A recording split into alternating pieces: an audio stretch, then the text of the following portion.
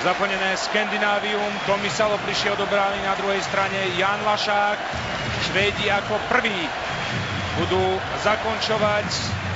Na ľad už prišiel Ulfdalen. Ja len pripomeniem, že aj prvé semifinále malo jasného favorita a ten prehral práve po samostatný nájazd. Výborne! Janko Lašák chytá prvý samostatný nájazd. Ulfdalen, vidíte na jeho tvári beznádej a sklamanie. A Miroslav Šatan pripravený. Pozrieme sa ešte raz, ako skvele vykryl pravý dolný kút náš brankár Jan Lašák, ktorý najskôr vybehol čo najbližšie k Švédovi, ako keby ho chcel postrašiť.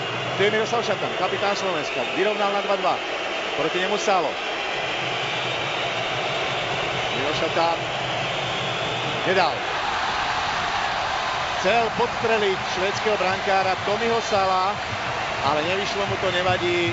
Stav je stále nerozhodný. Dobre mierí Miro Šatan. Keby trošku viac Salo otvoril tie betóny do tej štrbinky, by to došlo akurát. Druhým Švédom na samostatné jazdy je 29-ročný kapitán švédskeho týmu Jörgen Jönsson, hráč Färjestadu BK.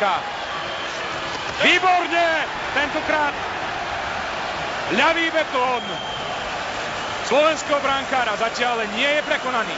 Ešte raz koncovka švédskeho kapitána. Vynikajúco Lašák. Do aby tam máme Petra Bondru. Peter Bondra, 5 gólov na šampionáte. Proti nemu Salo. Peter Bondra, držíme tu všetci palce, celé Slovensko. Nedal. Naši strieľajú poladia polovysoko, zrejme sa domnievajú, že tam je slabina švédskeho brankára. Zatiaľ sa ešte nerozhodlo. Na rade je najproduktívnejší Švéd v NHL v poslednej sezóne. Druhý najproduktívnejší hráč po Iginlovi Národnej hokejovej ligy Markus Näslund. Rodený strelec.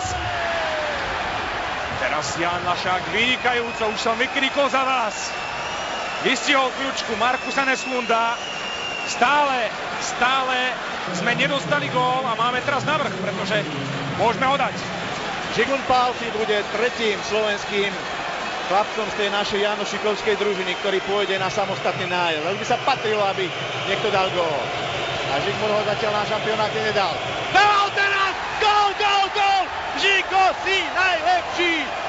Zsigmund Pálffy predviedol, ako sa to má, vycvičil Sala.